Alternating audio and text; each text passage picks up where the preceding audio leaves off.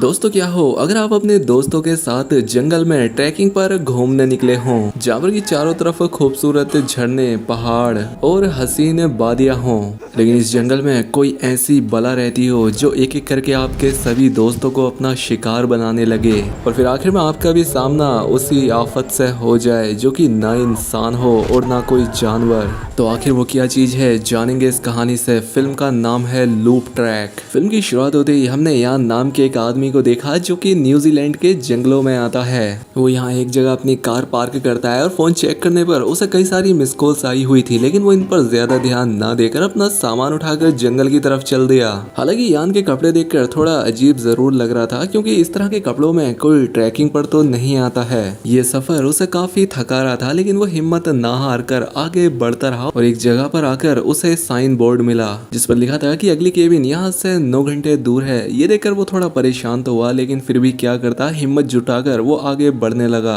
और कुछ घंटों का सफर तय करने के बाद वो एक जगह पर रुक गया और अपने पैर चेक किए जहाँ पर कि उसके पैर पर रेशेस हो गए थे, तो वो उन पर बैंडेज लगाता है और फिर से अपना सफर शुरू कर दिया। हालांकि उसका सफर शुरू हुए भी कुछ ही वक्त हुआ था, लेकिन इसकी हालत खराब हो चुकी थी। आगे बढ़ने पर उसे एक कपल दिखाई देता है जिसे देखकर यान थोड़ा घबरा गया और झाड़ियों में छिपकर उन्हें ताड़ने लगा और इसकी हरकतें देखकर लग रहा था कि आदमियों से बचता है, अकेले रहना पसंद करता है, ये एकदम मेरी तरह।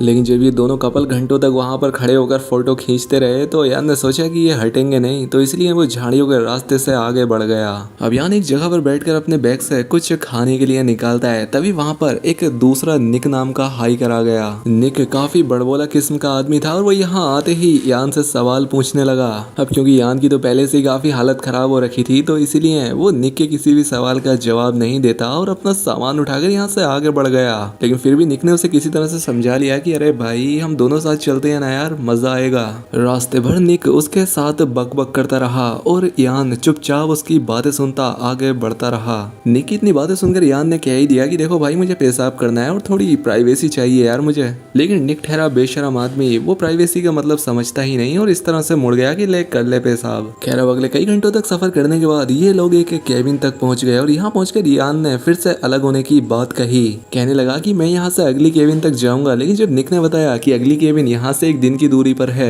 तो यान को अभी यहीं पर रुकना पड़ा। खैर जब ये लोग अंदर गए तो यहाँ पर पहले से ही वो कपल मौजूद थे, मोनिका और ऑस्टिन। निक इनसे जल्दी घुल मिल जाता है और बातचीत करने लगा। रात में यान किचन में गोश्त फ्राई कर रहा था, तभी यहाँ पर निक आ जाता है और इसे देखकर यान नर्वस हो गया और आधा पका मांस ही निकाल लेता है। निक को ये उसकी हरकत काफी अजीब लगी और उससे कहा कि अबे भैया खाना पकने दे पहले। तो इसीलिए यान फिर से मांस पकाना शुरू करता है, लेकिन इस बार ये घोंचू उसे जला देता है और इससे किचन में आग लग गई जिससे यान बहुत डर जाता है। खैर निक, मोनिका और ऑस्टिन उसकी मदद करते हैं और आग बुझा दी। अपनी गलती से शर्मिंदा होकर यान चुपचाप सामान उठाकर इस केबिन से बाहर निकल गया। लेकिन जैसे ही वो अंधेरे में बाहर आगे बढ़ा कि तभी उसे अंधेरे में एक खौफनाक चीज दिखाई दी। ये देखकर वो वापस केबिन की ओर बढ़ गया। यहाँ अगर वो ऑस्टिन को सब कुछ बताता है, लेकिन ऑस्टिन उससे कहता है कि लगता है तुम्हें कोई गलतफहमी हो गई है। इसके बाद ये सभी लोग सोने चले जाते हैं, लेकिन इस रात यान को बिल्कुल नींद नहीं आई क्योंकि वो जो भी चीज थी ये उससे डर गया था। अगली सुबह मोनिका ने उससे पूछा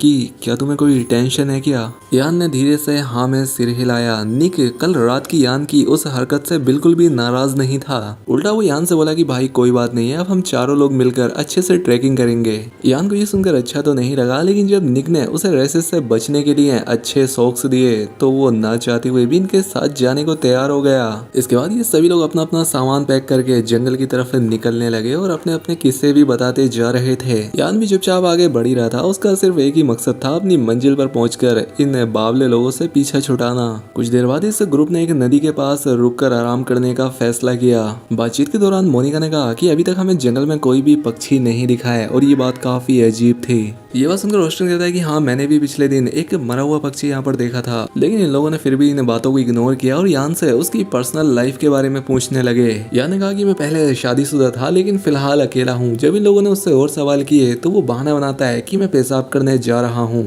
इसके बाद वो जंगल की तरफ चला गया जहाँ पर एक पेड़ पर उसकी नजर पड़ी जिस पर कुछ खून और पंजों के निशान थे। ये देखकर यान डर गया। वो जल्दी से अपने ग्रुप के पास आकर उन्हें ये बात बताता है, लेकिन उन्हें लगता लगता है कि ये जरूर किसी जानवर का काम होगा। इसके बाद ग्रुप ने फिर से अपना सफर दोबारा शुरू किया और अगले कई घंटों तक जंगल में चलते रहे और इस बीच इयान काफी परेशान दिख रहा था।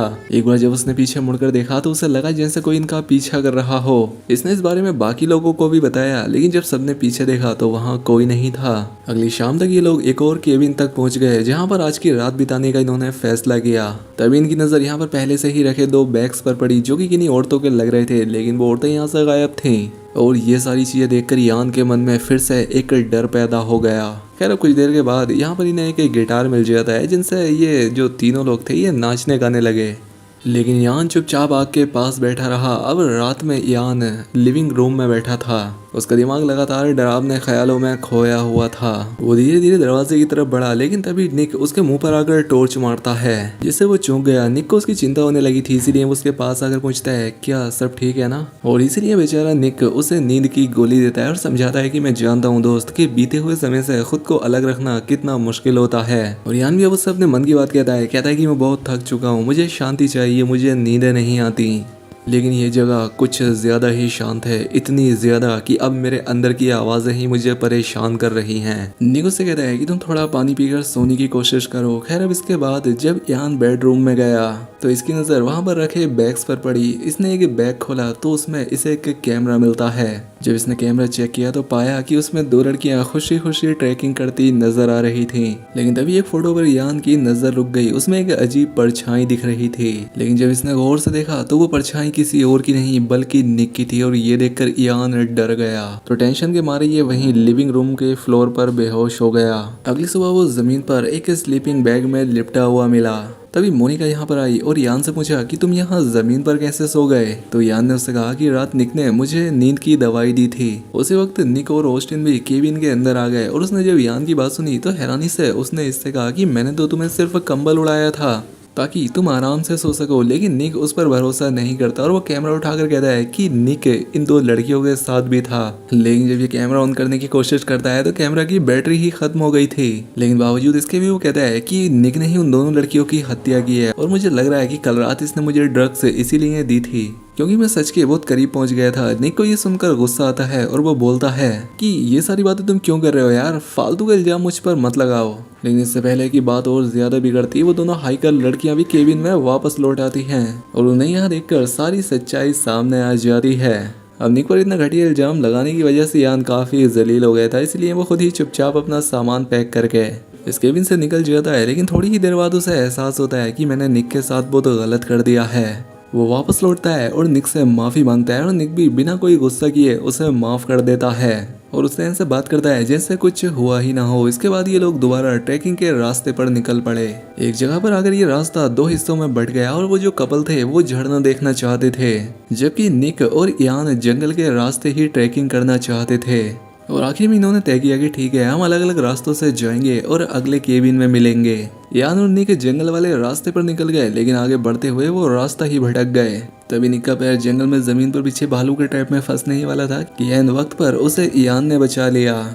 जिसके बाद ये लोग फिर से रास्ता ढूंढने लगे, लेकिन अब रास्ते में निक के पेट में दर्द होने लगा, इसलिए वो थोड़ी देर के लिए रुक गया। लेकिन तभी यान को महसूस हुआ जैसे इन्हें कोई देख रहा हो। उसे फिर से वही काली परछाई दिखाई दी जो कि उसे पहले कई बार दिख चुकी थी। इसलिए उसने निक से पूछा कि क्या तुम्हें भी ऐसा कुछ दिख रहा है। निक कहता है कि नहीं, मुझे तो कुछ भी अजीब नहीं लग रहा। लेकिन तभी इन्हें पास में झरने की आवाज सुनाई दी, इसलिए ये दोनों झरने की तरफ बढ़ने लगे। लेकिन तभी यान को काफी अजीब बेचैनी होने लगी। उसे लगने लगा जैसे कुछ गलत होने वाला है। निक उसे समझाता है कि देखो भाई, तुम्हें हमेशा ऐसा लगता है, कोई भी परेशानी की बात नहीं है। उसने यान को एक टॉर्च देते हुए कहा कि ये लो चलो आगे बढ़ते हैं। और अब रात हो चुकी थी और जंगल का रास्ता और भी भयानक होने लगा। अचानक से यान पत्थर से टकराकर नीचे गिर गया और उसकी टॉर्च दूर जा गिरी। निक ने उसे कहा कि दोस्त वो टॉर्च बहुत महंगी थी, जाकर जल्दी से उठा लो। अब यान काफी घबराया हुआ था, लेकिन फिर भी हिम्मत करके वो टॉर्च लेने गया। और जैसे ही उसने वो टॉर्च उठाई उसे फिर से वही काली परछाई दिखाई दी, इसलिए वो डर गया और डर के मारे भागने लगा। और भागते हुए वो फिर से अपने बाकी दोस्तों से जा मिला। वो घबराते हुए अपने दोस्तों से कहता है कि क्या तुमने उस अजीब चीज को देखा जो कि हमारा पीछा कर रही थी। और यान की इतनी खराब हालत देखकर सब लोग समझ गए थे कि उसकी दिमागी हालत ठीक नहीं है। थोड़ी देर बाद ये लोग एक केबिन तक पहुंच गए जहाँ पर ऑस्टिन, मोनिका और निक आपस में बात कर रहे थे। इन्होंने तय किया कि यान अब ट्रैकिंग का सफर और आगे नहीं कर पाएगा और उसकी सुरक्षा के लिए निक को उसके साथ वापस जाना होगा। इसलिए उन्होंने यान को भी समझाया कि हम तुम्हारे भले के लिए कर रहे हैं, और यान भी थोड़ा हिचकिचाते हुए उनकी बात मान लेता है। इसके बाद ये लोग सोने चले गए, लेकिन यान अब भी बुरे ख्यालों से परेशान था। अगली सुबह यान और निक वापस अपने पैदल सफर पर निकल पड़े। चलते चलते उन्होंने आराम करने का सोचा और रास्ते में यान ने निक से माफी मांगी कि दोस्त माफ करना, तुम्हें मेरी वजह से ट्रैकिंग अधूरी छोड़नी पड़ रही है। निक ने हंसते हुए कहा, कोई बात ना यार, मुझे वैसे भी वापस जाना था तो अच्छा ही है ना, मैं वापस जा रहा हूँ। यान ने फिर से निक से पूछा, क्या मैं सच में पागल हो गया हूँ? मुझे ही वो चीजें क्यों दिखती हैं? अब निक कुछ बोलने ही वाला था कि तभी उसके पेट में फिर से दर्द हो गया। वो बिना कुछ कहे झाड़ियों की तरफ चला गया और यान फिर से यहाँ अकेला था। निक यहाँ से जाने के बाद यान को फिर से यहाँ पर आवाजें सुनाई देती हैं और वो डरता डरता देखने गया, और जो उसने देखा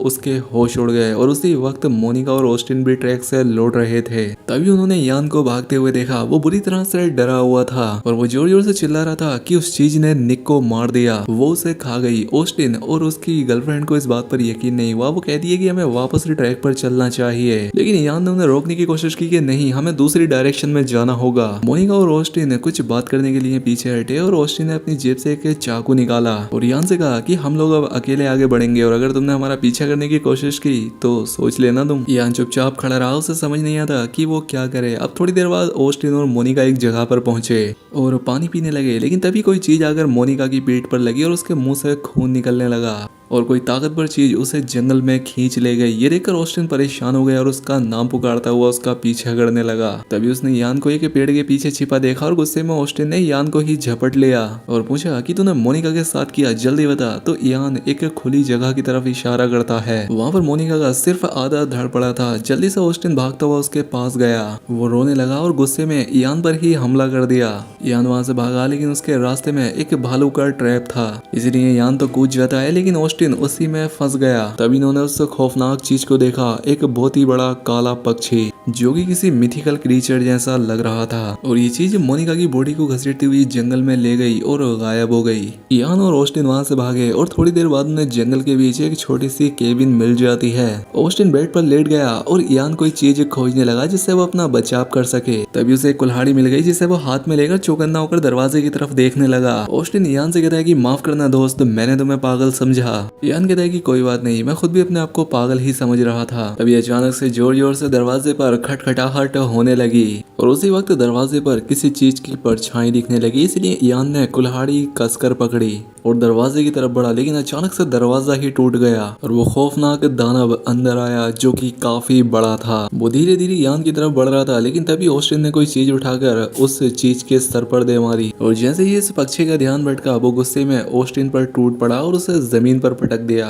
लेकिन ऑस्टिन उससे बिल्कुल भी नहीं डरा और उस दानव को खुद को खाने से रोके रखा। और इतने में ही यान भी उठ गया और कुल्हाड़ी उठाकर उस दानव पर हमला करने पहुंचा, लेकिन इससे पहले ही उस पक्षी ने सर से मारकर उसे दीवार पर पटक दिया। इसके बाद वो पक्षी फिर से ऑस्टिन की तरफ बढ़ा और उसने अपने पंजे से ऑस्टिन को दबा दिया और उसकी एक आंख ही निकाल दी, जिससे ऑस्टिन की मौके पर ही जान चली गई। इसके बाद ये दरिंदा जोर से चीखने लगा जैसे ये खुश हो रहा हो। इसके बाद इस दरिंदे की नजर यान पर पड़ी और इसने यान पर हमला किया, लेकिन वो तेजी से बच गया और इस बार उस पक्षी की चोंच जमीन में गड़कर फंस जाती है। अब जल्दी से यान ये मौका देकर एक चीज उठाकर उस पक्षी के चेहरे पर दे मारता है और इससे पहले कि यान यहाँ से भागता, पक्षी ने एक बार फिर से उस पर हमला किया और दीवार में दे घुसाया। और अब यान ने भी उसकी चोंच पकड़ ली और पूरी ताकत से उसे रोके हुए था। अभी बिस्तर से चिपका हुआ था और पक्षी से ऊपर उठा रहा था। अब यान बचने की आखिरी कोशिश में अपनी उंगलियां उस पक्षी की आंखों में घुसा देता है, जिससे वो पक्षी दर्द से तड़प उठा और उसका हाथ काट लिया। लेकिन यान ने दूसरे हाथ से उसका गला पकड़ लिया और कुछ देर की लड़ाई के बाद वो दैत्य बेहोश होकर जमीन पर गिर पड़ा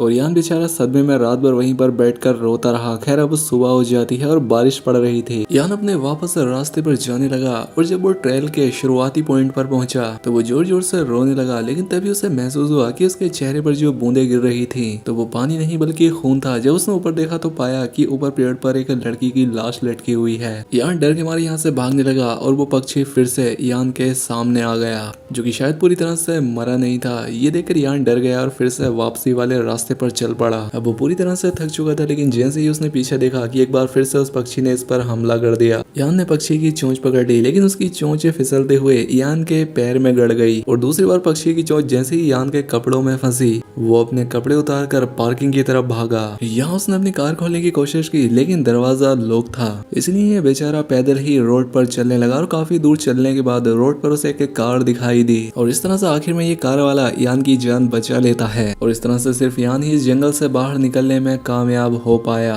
और ये पक्षी कौन है और कहां से आया ये जानेंगे हम इस फिल्म के अगले पार्ट में, जो कि फिलहाल नहीं आया है। बाकी दोस्तों आपकी वीडियो कैसी लगी हमें कमेंट करके जरूर बताएं। मिलते हैं हमारी ऐसी ही अगली शानदार वीडियो में।